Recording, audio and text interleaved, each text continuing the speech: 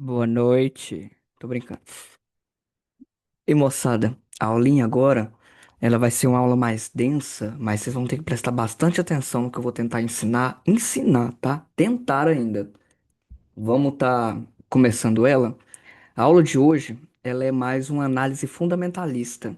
O dia em que o mercado precificou o dólar. Entenda o que aconteceu com o Euro-USD, GBP-USD, USD-BRL, que essa moeda é muito importante para nós, o ouro, o Nasdaq, o SP500, nem tanto, porque eu não estou operando ele, mas eu vou trazê-lo assim mesmo, e o Bitcoin, no dia 17 de 6 de 2026. Vamos começar? Quando observamos uma grande movimentação nos mercados financeiros, a maioria das pessoas procura respostas apenas no gráfico. Mas a maioria dos participantes do mercados, como bancos centrais, fundos de investimentos, hedge funds, gestoras de patrimônio, que é o que eu sempre falo para vocês, que vocês não operam capital, vocês têm que aprender a gerir o capital de vocês, então vocês são gestores de patrimônios, e fundos de pensão e bancos globais não tomam suas decisões baseadas em velas. Eles tomam decisões baseadas em inflação, juros, crescimento econômico, política monetária, fluxo intencional de capital e expectativas futuras. Essa aula aqui ela é muito importante porque ela refuta um pouco daquela frase que eu falo. A gente analisa o passado para poder tentar projetar um futuro, mas executamos no presente. Hoje, no dia 17 de junho de 2026, o mercado passou por um evento que afetou simultaneamente o Euro-USD, o GBP-USD, o USD-BRL, o ouro, mais conhecido como XAU-USD, o Nasdaq, o SP500 e até mesmo o Bitcoin. Mas o Bitcoin não tem rastreamento. Tem não, bobo. À primeira vista, parece que o mercado eles foram eventos separados, mas na realidade todos vieram da mesma origem. E essa aula ela vai te mostrar como uma mudança na expectativa de juros americanos foi capaz de movimentar praticamente todo o sistema financeiro global. Vamos começar pelo básico? O que é uma análise fundamentalista? A análise fundamentalista, ela busca entender o valor de uma moeda, de um ativo, de um mercado através de fundamentos econômicos. Ela procura responder perguntas como: a economia está crescendo? A inflação está controlada? O Banco Central precisará subir ou reduzir os juros? O país está atraindo ou perdendo capital? Essas quatro perguntas, elas são fundamentais. Enquanto a análise de velas, ela procura entender onde o preço pode ir. E a análise fundamentalista procura entender por que o preço está se movendo. Oh. E o mercado não reage à notícia. Isso é triste falar, mas o mercado não reage à notícia. Uma das maiores descobertas que você, trader barra investidor, pode fazer é entender que o mercado não reage ao número divulgado. O mercado reage à diferença entre a expectativa e a realidade. A gente chama isso de surpresa econômica. Vou te dar o exemplo. Se o mercado espera uma inflação de 3% e ela sai exatamente em 3%, provavelmente o impacto será pequeno. Mas se o mercado espera 3% e recebe 2,8%, ocorre uma mudança nas expectativas. E são as expectativas que movem os preços. Só para vocês terem uma ideia, o primeiro evento do dia foi a CPI do Reino Unido. O primeiro dado relevante do dia foi a inflação britânica. A expectativa do mercado, CPI anual de 3%. Resultado divulgado, CPI anual de 2,8%. Leitura anterior, 2,8%. E como que os institucionais interpretaram isso? O Banco da Inglaterra possui uma meta de inflação próxima de 2%. Eu queria trazer essa aulinha também do iene. Vou trazer ela futuramente. Então, o Banco da Inglaterra possui uma meta de inflação próxima de 2%. Quando a inflação veio abaixo da expectativa, o mercado diminui a necessidade de aperto monetário. Ele diminui a pressão para novas altas de juros. E a Libra perdeu parte da sua atratividade. O raciocínio por trás disso, ele é simples. Menor inflação, menor necessidade de juros elevados, menor demanda de Libra. Qual que é a primeira consequência? A Libra começou o dia mais fraco, mas este ainda não seria o principal evento do mercado, porque o evento mais importante, ele faz parte do FONC, do Federal Reserve. E o Federal Reserve é o Banco Central dos Estados Unidos. Como o dólar é a principal moeda de reserva global, qualquer alteração em sua política monetária afeta praticamente todos os mercados financeiros do planeta. É chique. Oh, isso aqui é bonito demais. O que o mercado esperava? Antes da reunião, o consenso era manutenção dos juros, comunicado neutro e poucas alterações nas projeções futuras. Ou seja, o mercado espera estabilidade. E o que que foi anunciado? O FID manteve os juros entre 3,50 e 3,75. Até aqui, nenhuma surpresa. Mas o mercado não estava observando apenas a taxa atual. O mercado estava observando o futuro. E existe uma plataforma, alguma coisa aí que vocês vão ter que procurar chamada Dodge Plot. O Dodge Plot, ele mostra as expectativas individuais dos membros do FID para os juros futuros. Deixo de atividade para vocês. Em março de 2026, nenhum membro projetava novas altas. Só que em junho de 2026, dos 19 membros do FID, 9 passaram a prever menos uma alta adicional e 6 passaram a prever mais de uma alta. Isso significa o quê? Que o mercado estava posicionado para estabilidade, mas recebeu um sinal possível de aperto monetário. Na prática, coitado do tio Jerome, o FID disse: a inflação continua sendo um problema. Sendo que o Titi Jerome agora é só um consultor, né? Ele saiu, dizendo ele que ele saiu. E isso foi suficiente para mudar a percepção dos investidores. E quais seriam as novas projeções econômicas? A inflação PCE, projeção anterior de 2,7% e a nova projeção de 3,6%.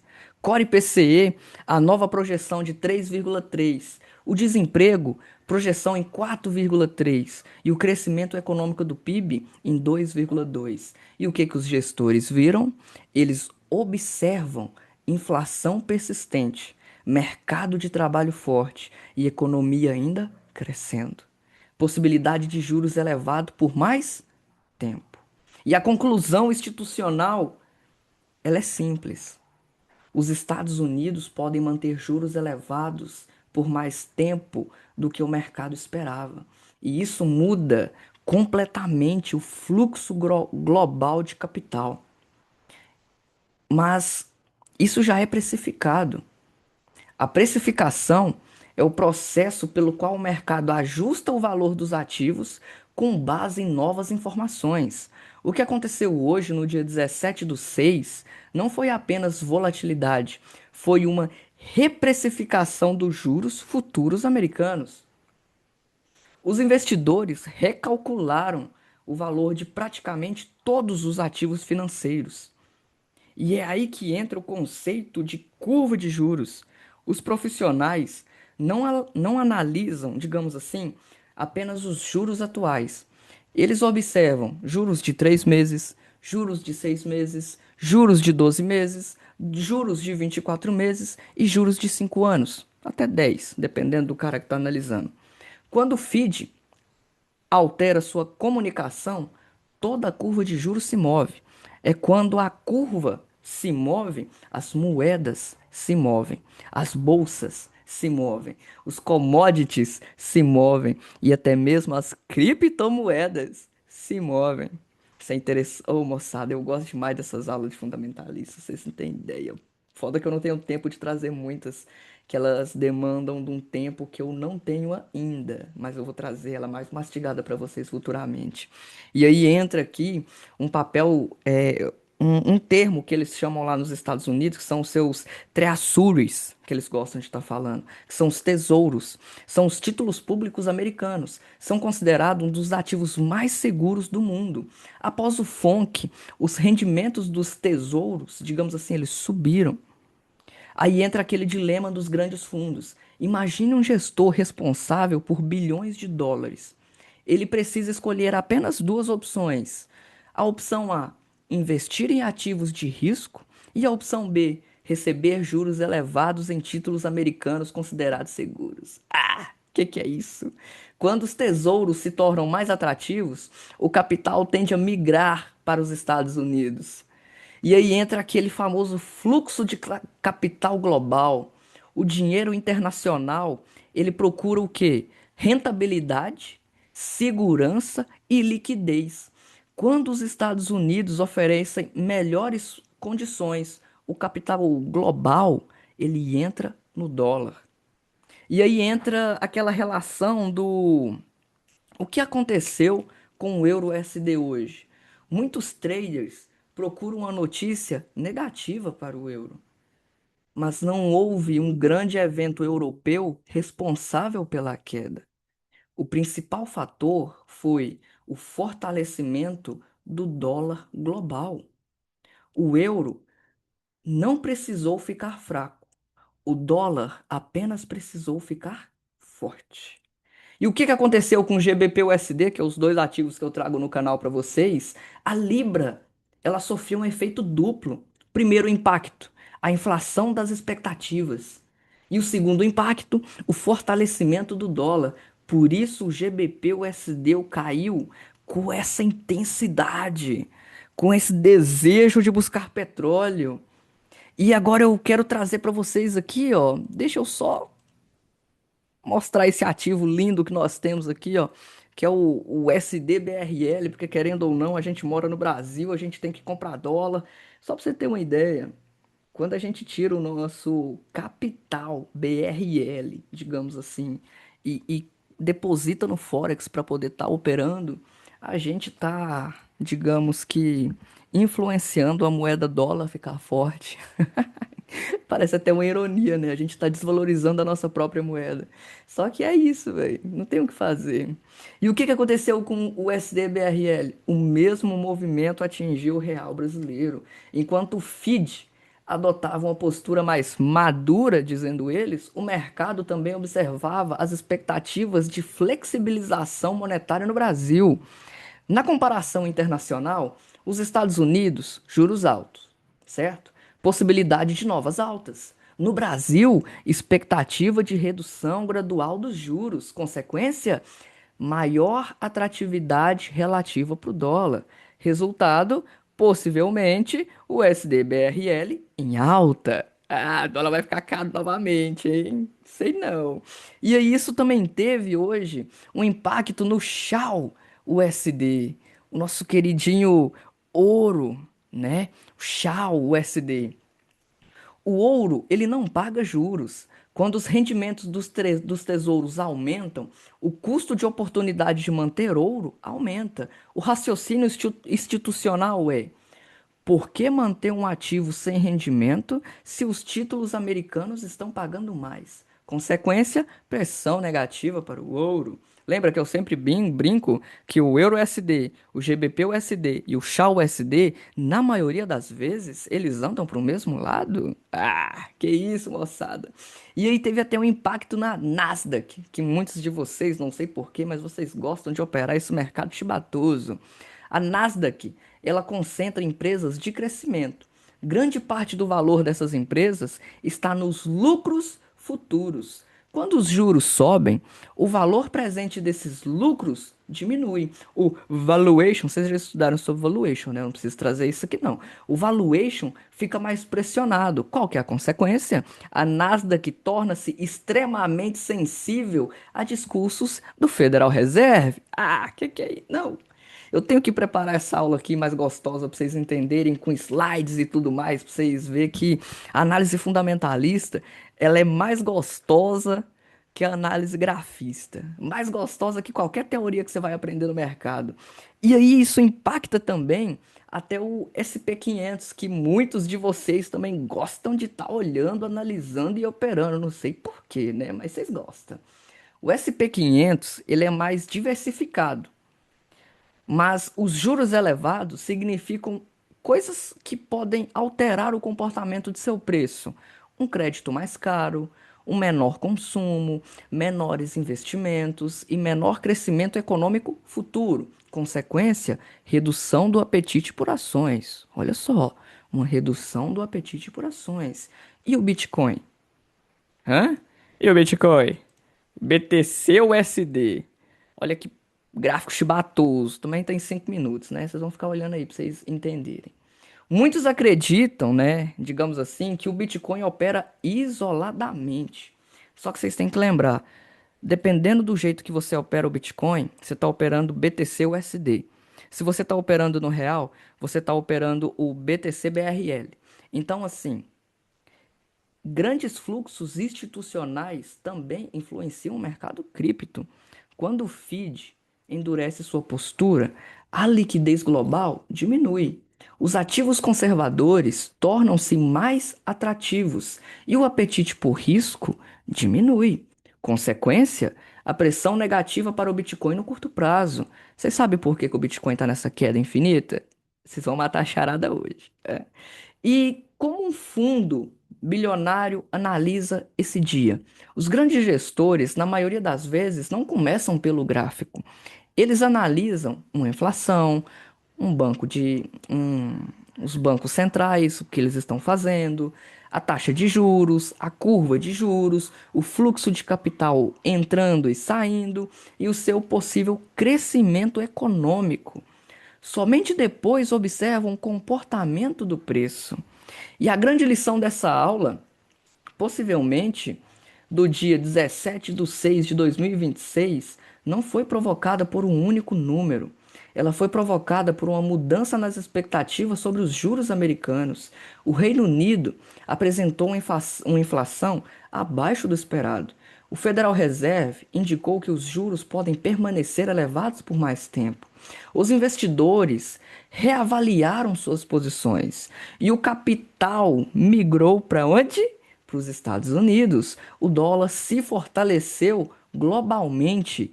Como consequência, o euro, o USD cai, o GBP, o USD cai, o USD BRL subiu, o ouro sofreu uma pressão, o Nasdaq sofreu uma pressão também, e o SP500, mesma coisa do ouro e do Nasdaq. E o Bitcoin, a mesma coisa.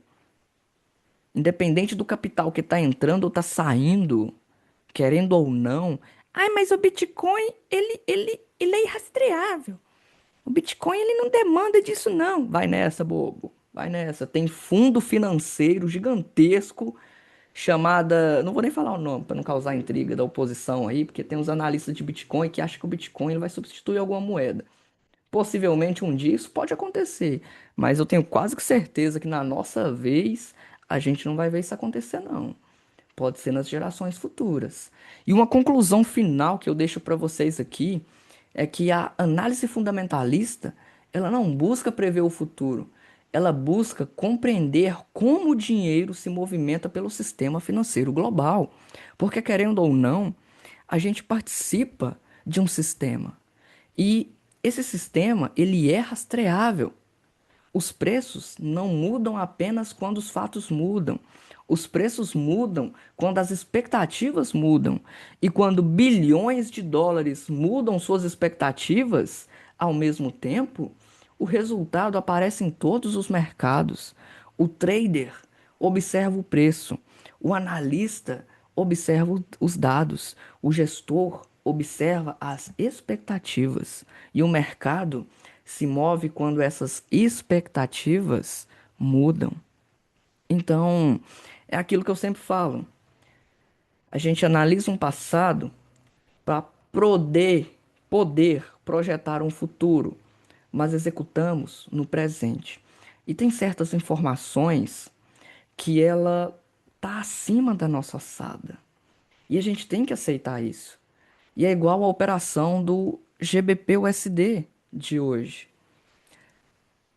Eu saí, literalmente, no melhor momento, sem saber que isso tudo ia acontecer no dia de hoje. E deixa eu finalizar esse replay aqui para vocês entenderem o que que foi. Não, vocês viram com seus próprios olhos, o mercado caindo e trabalhando, olha aí, ó. Fala para mim se esse CRT aqui não é um CRT autista que é ensinado em livro didático. E mesmo assim, muita gente que opera o CRT fala que o preço ele é precificado. Se ele realmente é precificado, por que que esse CRT autista aqui, ó, após essa captura desse TS, desse Turtle Soup, ele não fez sua alta original? Porque eu estava crente que o preço ia continuar a sua alta. Só que na hora que o preço começou a me pagar aqui um pouquinho, de duas operações, eu pensei comigo, não, isso aqui tá muito estranho, isso aqui tá muito esquisito, o que que tá acontecendo? Aí um rapaz do grupo mandou o print das notícias e eu até brinquei com ele falando, esquece notícia, CRT é precificado, vamos operar, vamos bater ordem, vamos clicar, porque é isso. E aí muitas das vezes o cabra toma um loss desse daqui, que possivelmente muitos tomaram no dia de hoje. Teve só uma pessoa lá no grupo, parabéns a ela, viu? Que ela conseguiu pegar uma venda aqui, ó, no piquinho dessa operação aqui. Eu falei com ela, tem que ter coragem, tem que ter muita coragem, porque assim, são coisas que estão acima da nossa alçada. Porque o dia que você conseguir fazer uma análise institucional de notícias, digamos assim, e aprender a fazer tudo que você precisa para operar, realmente vai se gastar ali em torno de 5 a 10 anos. Porque muitas das vezes você aprende mais no pega para capar do que estudando um conteúdo. Tem eventos que eu gosto de estar estudando fundamentalista, mas tem eventos que até hoje eu tenho uma certa dificuldade em estar, digamos assim, não prevendo o seu movimento, mas sim entendendo um comportamento que as pessoas, os gestores, as instituições vão ter. Porque é aquela frase, né, que aparece como tirinha e meme em altos vídeos do Instagram. O que se passa na cabeça dele, né? O que se passa na cabeça do novo diretor do Federal Reserve? Porque antes era o Titi Jerome. Titi Jerome, dependendo do boa tarde que ele dava, todo mundo sabia para onde o mercado ia. Agora, meu amigo, a gente vai ter que aprender com um novo que entrou no lugar dele. E mesmo assim, pelo que tudo indica, ele está seguindo as mesmas orientações que o nosso querido Titio Jerome seguia. Titi Jerome também não queria baixar a inflação dos Estados Unidos, não. Ele não queria, não. Ele queria era aumentar. Só que o Howard, não. Como é que é o nome do cara, velho? Agora? Eu ainda não peguei o nome dele assim pra estar na ponta da língua, não. Mas pelo jeito, ele tá querendo aumentar a inflação. E isso valoriza muito o dólar. Sabe por quê? Vou te usar o exemplo do SDBRL. Muitos observam apenas o euro-USD e o GBP-USD, mas o USD-BRL também reagiu aos acontecimentos do dia. O dólar chegou a interromper o movimento de queda que tinha apresentado frente ao real após a decisão do Federal Reserve. Só para você ter uma ideia, o USD-BRL hoje operou na região de 5,11 durante o dia, registrando uma valorização frente ao dólar. Por que que ele foi impactado também? E a resposta está no fluxo global de capital. Quando o Fed sinaliza que os juros americanos podem permanecer elevados por mais tempo, o mercado passa a comprar dólares, investir nos Estados Unidos ou investir em mercados emergentes. Se o título americano oferece retornos mais atrativos com menor risco, parte do capital internacional tende a migrar para os Estados Unidos. Isso é muito interessante. E o outro detalhe importante é que o mercado também estava acompanhando a reunião do Banco Central do Brasil, que foi hoje. O nosso queridíssimo Copom A expectativa predominante era uma redução de 0,25 pontos percentual na Selic, levando a taxa para 14,25. Perceba o contraste desses atos. Estados Unidos, Fed mais hawkish, possibilidade de alta de juros, inflação projetada para cima. A gente ama a inflação alta, porque, igual eu brinco falando nos vídeos anteriores, se vocês compram ações e fundos imobiliários, vocês vão estar entendendo perfeitamente o que eu estou dizendo. Quanto maior a taxa de juros, mais, digamos assim, um fundo imobiliário vai pingar na sua conta. 12, 15, 18, 21%, dependendo do fundo que você compra. Só que isso não é bom para o bolso brasileiro. Quanto maior a nossa taxa de juros, menos poder de compra o brasileiro tem. E nesse menos poder de compra o brasileiro tendo, é onde imóveis ficam extremamente caros, moradias ficam extremamente caras, carros ficam extremamente caras, um empréstimo que você vai pegar fica extremamente caro. Isso que a gente já trabalhou na casa dos 15% ano, durante um ano quase completo. Quem acompanhou o ano passado aí viu. Percebe o contraste? A expectativa do Brasil é continuidade do ciclo de cortes, possível redução da Selic, e essa combinação favorece o fortalecimento do dólar contra o real. Como a gente já finalizou aqui o backtest, olha o SDBRL trabalhando na casa de 5,10, 5,11. O pico máximo dele aqui hoje no dia foi 5,12 e uns quebrados, quase 5,13. Olha aqui no início, ó, ele estava 5,5. Vamos colocar aqui no gráfico de uma hora para vocês entenderem uma coisa. Olha a máxima, 5,20, bem aqui, ó. A máxima da semana passada, digamos assim. Olha aqui. Vamos colocar aqui em um dia, dólar em queda absoluta. A nossa taxa baixando, o dólar, ele pode ficar mais caro para nós. Ele pode.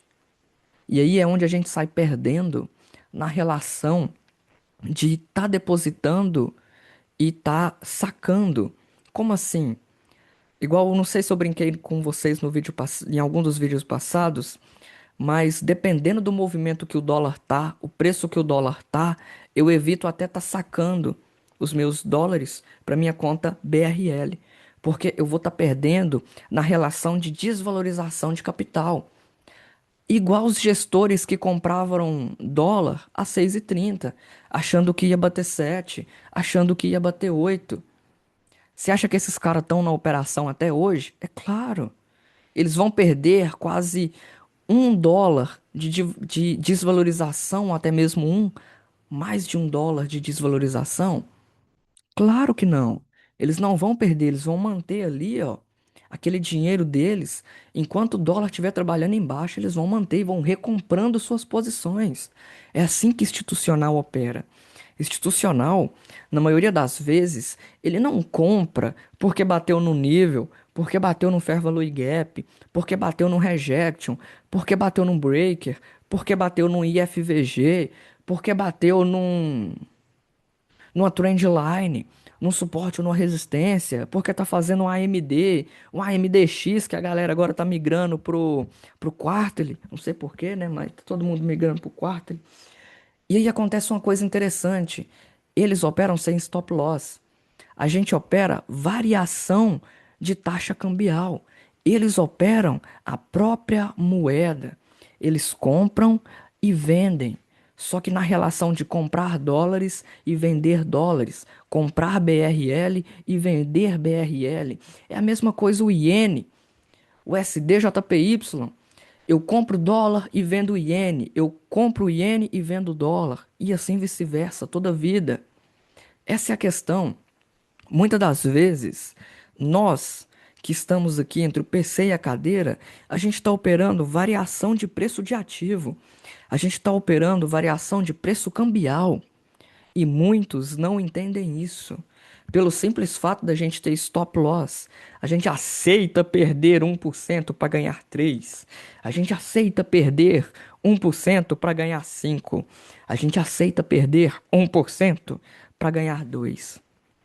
Só que se vocês começarem a enxergar, digamos assim, o ativo que vocês hoje estão operando como um ativo financeiro, entrada de dinheiro, saída de dinheiro, vocês vão conseguir fazer uma intercalação assim, ó, imensurável na mente de vocês. Muitos podem até matar a charada dessa aula, porque ela foi uma aula extremamente na oratória. Eu queria mesmo, de verdade, ter tido mais tempo hoje no meu dia para me poder preparar aqueles putas slides bonitos, porque de fundamentalista, quando eu pego no pega pra capar, você tá doido?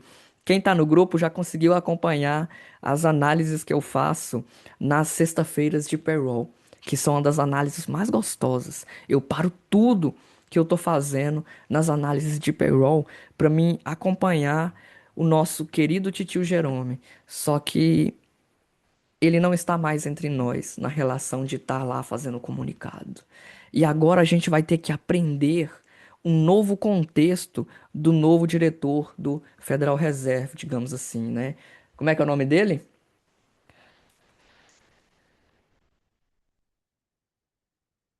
Como é que é o nome dele? Kevin Warsh. Assumiu a presidência do Federal Reserve, o Banco Central dos Estados Unidos, indicado por nosso queridíssimo papai Donald Trump. Ele substituiu Jerome Powell no comando da instituição sob um cenário de forte pressão governamental para reduzir as taxas de juros americanos. Aí ele vai manter a taxa de juros, a mesma taxa que Titi Jerome colocou na mão dele. Sei não, hein? Mas eu acho que a gente vai fazer uma baguncinha. Faça um trabalho de casa. Eu já passei pra galera esse trabalho de casa. Nem sei se eles fizeram, porque ninguém me deu retorno sobre isso. Gratuito é foda, viu, moçada? Você pede os trem pra moçada e eles não tá nem aí com nada. Eu fiz o meu dever de casa sobre Kevin Walsh e literalmente eu trouxe um texto falando quem foi ele. Se vocês estiverem com muita preguiça de saber quem foi ele, usa o Gemini, usa o Chat GPT, usa qualquer uma das inteligências artificiais que a gente tem no mercado. Entra no YouTube, veja os feitos que ele fez no seu passado e entenda qual pode ser a linha de raciocínio dele daqui para frente, porque isso é bastante importante para gente. Entra aquela frase: o que se passa na cabeça dele? O que se passa na cabeça do operador que está entre o PC e a cadeira querendo clicar na hora que tem execução? Ele vai ter ansiedade? Ele vai ter euforia? Dedo no cu e gritaria? É isso, moçada. Aulinha de hoje, não sei se todos vão gostar, mas eu queria ter preparado ela de uma forma mais gostosa, não tive tempo, peço perdão. Quando eu tiver esse tempo adequado, vocês podem ter certeza que eu vou estar trazendo aqui no YouTube gratuito para vocês. Porque, bicho, uma análise fundamentalista, bem casadinha com análise gráfica, na hora que casa. Não vou nem dar mais spoiler pra vocês, porque senão vocês vão enlouquecer junto comigo. E quem se interessa por esse assunto, estude. Você não vai se arrepender. Todo estudo adquirido com o passar do tempo, ele não gera arrependimento, ele gera sabedoria e execução. Porque esse nosso mercado, ele é gigantesco. O estudo dele é infinito. E existem ciclos que esses estudos se renovam. Porque, querendo ou não, pessoas entram e pessoas saem. E nesses de pessoas entram e pessoas saem, muitas das vezes você tem que voltar ao seu passado e reestudar tudo aquilo que você já estudou em um passado não muito distante. E é interessante demais, porque quando você volta nesse seu passado que não foi muito distante, você consegue aprender coisas novas, coisas que hoje você possivelmente não está observando pelo simples fato de estar relembrando aquilo que você já estudou. Então é isso, moçada. Boa noite a todos. Queria ter preparado uma aula mais top, uma aula de slides, uma aula igual os nossos influenciadores vendem pra gente, mas isso ainda vai acontecer. Calma. Uma boa noite a todos. E obrigado mais uma vez por assistirem os nossos vídeos.